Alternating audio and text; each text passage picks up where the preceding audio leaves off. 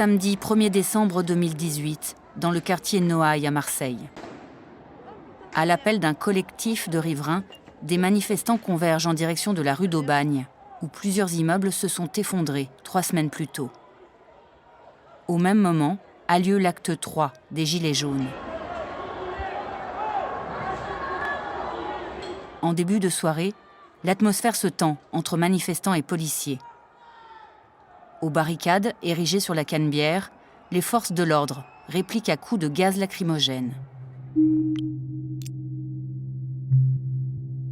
Peu après 19h, Zineb Redouane s'apprête à fermer les volets de sa chambre, au 4e étage du 12 rue des Feuillants, en plein cœur des affrontements. Soudain, la femme âgée de 80 ans est touchée au visage par une grenade lacrymogène.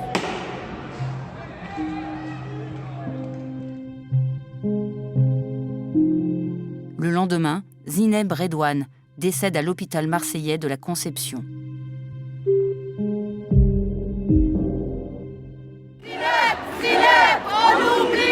Sa mort, la seule liée aux manifestations des Gilets jaunes, suscite un vif émoi dans l'opinion. 4 jours après les faits, une enquête judiciaire est ouverte pour recherche des causes de la mort. Au cours de l'enquête, le commandant des CRS mis en cause a refusé de livrer l'arme à l'origine du tir. Sur les 5 policiers porteurs d'un lance-grenade au moment des faits, aucun n'a reconnu son implication. Vous êtes de la presse ? Suite à une complicité présumée entre le procureur adjoint de Marseille et les CRS, l'affaire est dépaysée à Lyon en août 2019. En mai 2020, une expertise balistique diligentée juste après la mort de Zineb Redouane est remise à la justice afin de déterminer si le tir était conforme. Ce rapport met la police hors de cause en concluant: l'arme a été utilisée selon les préconisations et les procédures d'emploi en vigueur dans la police nationale. À l'aide du rapport balistique, mais aussi d'images de vidéosurveillance, de vidéos partagées sur les réseaux sociaux et d'une modélisation 3D des événements, Disclose et Forensic Architecture ont réalisé une contre-expertise des faits. Cette analyse contredit formellement les conclusions de l'expertise officielle.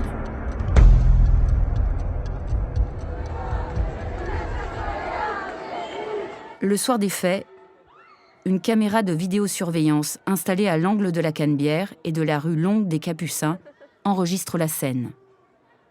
Les images qui suivent sont extraites d'un rapport d'enquête de l'IGPN, la police des polices.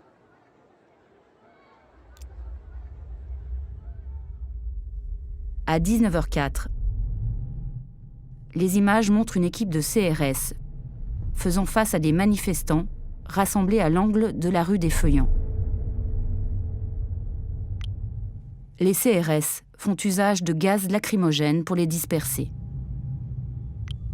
3 d'entre eux avancent alors en colonne vers la rue des Feuillants. Resté en retrait, un autre CRS lève le canon de son lance-grenade.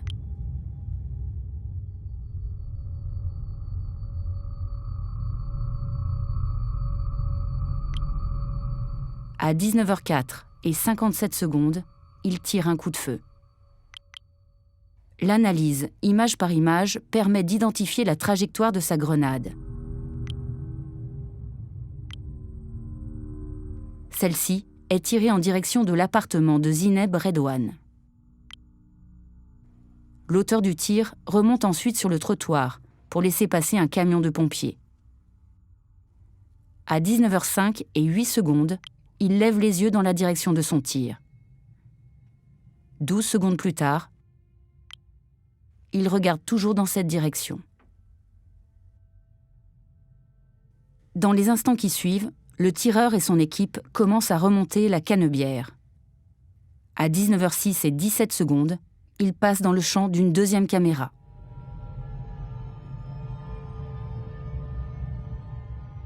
Ce sont ces mêmes images que les auteurs du rapport balistique ont utilisées pour appuyer leur analyse.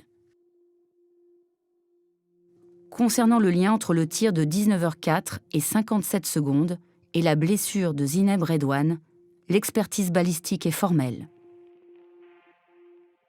Jusqu'à preuve du contraire, le fonctionnaire qui a tiré la grenade qui va atteindre Madame Redouane est positionné au milieu des voies de tramway.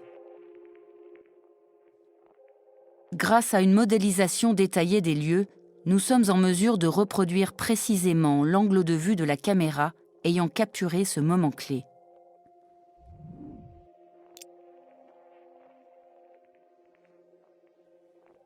La projection de l'image sur le modèle 3D permet d'établir la position du tireur, avec une marge d'erreur de 2 mètres.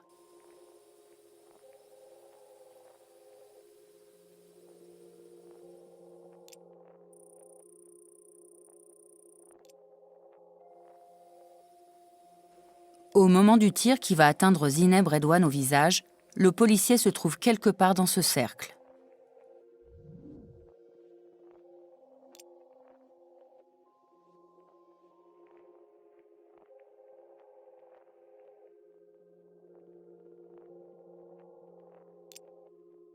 Sur la base des débris et des traces de combustion retrouvées chez la victime, le rapport atteste que l'explosion de la grenade a eu lieu à l'intérieur de l'appartement.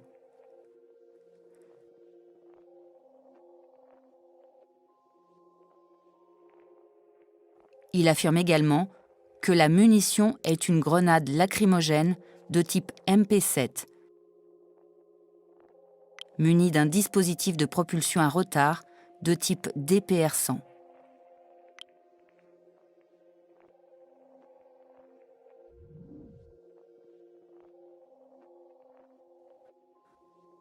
Comme son nom l'indique, le DPR-100 est prévu pour atteindre un objectif situé à environ 100 mètres du tireur.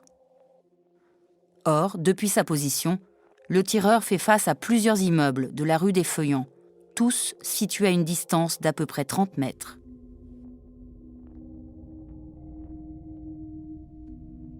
L'arme utilisée par le fonctionnaire de police est un lance-grenade de type Cougar. Selon le texte encadrant l'usage de cet équipement, le tir tendu est strictement interdit afin d'éviter que les personnes ne soient directement impactées. Autrement dit, le tir doit suivre une trajectoire parabolique, dite en cloche. Et le document de préciser, il incombe au porteur de l'arme d'apprécier la trajectoire de la grenade et d'envisager le point d'explosion ou d'impact. Pourtant, depuis sa position et en adoptant un angle de tir compris entre 30 et 45 degrés, le policier dirige forcément son arme vers la façade d'un des immeubles situés devant lui.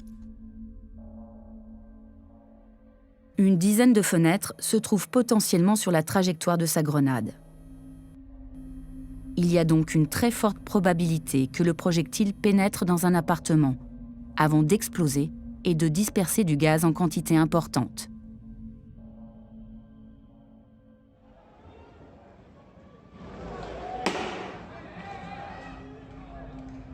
Dans les faits, le projectile a heurté la partie supérieure du corps de Zineb Redouane au bout de 37 mètres.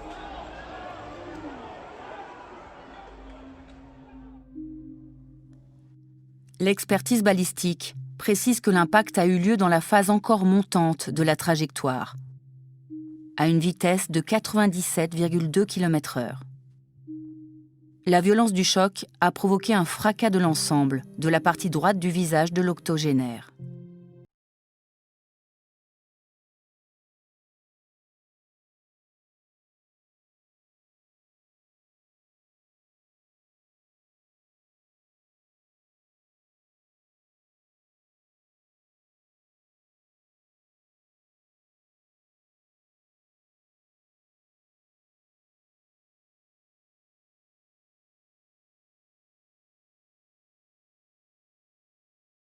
D'après les conclusions de l'expertise balistique, la grenade aurait été tirée de façon réglementaire.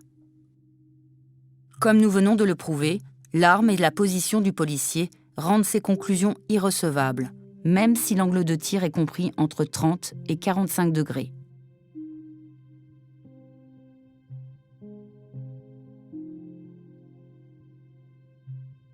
L'utilisation du Cougar s'effectue sous le contrôle d'un superviseur.